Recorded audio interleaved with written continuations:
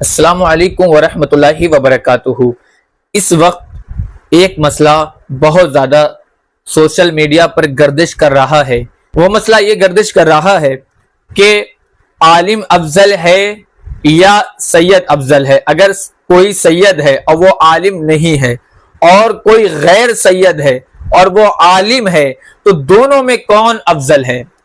تو دیکھیں، علماء کرام نے الگ الگ مختلف رائے پیش کی ہیں۔ میں صرف آپ سے اتنا کہنا چاہتا ہوں کہ ایک مدرسہ 1 کروڑ عالم بنا سکتا ہے، لیکن 1 کروڑ مدارس ایک سید نہیں بنا سکتے ہیں۔ کیونکہ دیکھیں، علماء کرام، مفتیان کرام، حفاظ کرام، عالم جو ہے مدرسے سے پڑھ کر بنتے ہیں، مدرسے سے تعلیم حاصل کر کے بنتے ہیں، لیکن سید جو ہے وہ نبی کے خون سے بنتے ہیں۔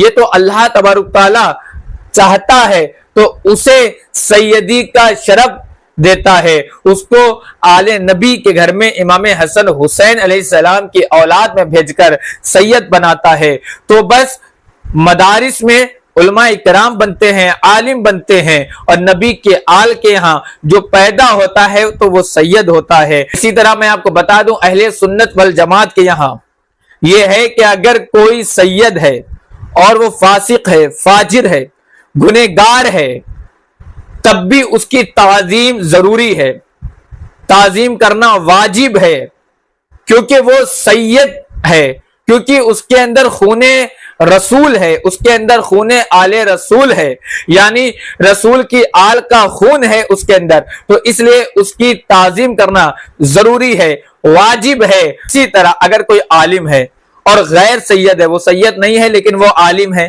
اور غیر سید ہے اور وہ عالم بھی ہے اور پیر بھی ہے، لیکن اب اس نے اگر کوئی گناہ کیا، اگر وہ فاسق ہو گیا، فاجر ہو گیا، تو اب وہ لائق احترام نہیں ہے۔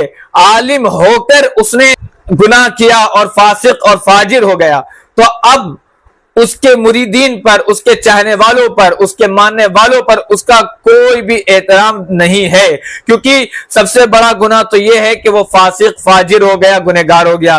دوسرا بڑا گناہ یہ ہے کہ وہ عالم ہونے کے بعد پھر اس نے گناہ کیا، فاسق ہوا، فاجر ہوا، جبکہ ایسے عالم کو یہ معلوم ہے کہ فاسق اور فاجر کتنا بڑا گنہگار ہوتا ہے، تو جبکہ معلوم ہے اس کے باوجود اس نے ایسا کام کیا اور فاسق اور فاجر ہو گیا، تو سوچئے وہ ڈبل گنہگار ہو گیا۔ لیکن اگر سید ہے اور اگر وہ فاسق فاجر ہے تو اس کا احترام ضروری ہے، لیکن کوئی عالم ہے اور عالم ہونے کے باوجود اس نے گناہ کیا، فاسق فاجر ہو گیا، تو اب اس کے لیے احترام ضروری نہیں ہے۔ کسی کو بھی چاہیے کہ اس کا احترام نہ کرے، کوئی بھی احترام کرنا کسی پر لازم نہیں ہے۔ تو یہاں سے آپ سمجھ سکتے ہیں کہ سید اور غیر سید کا مقام کیا ہے۔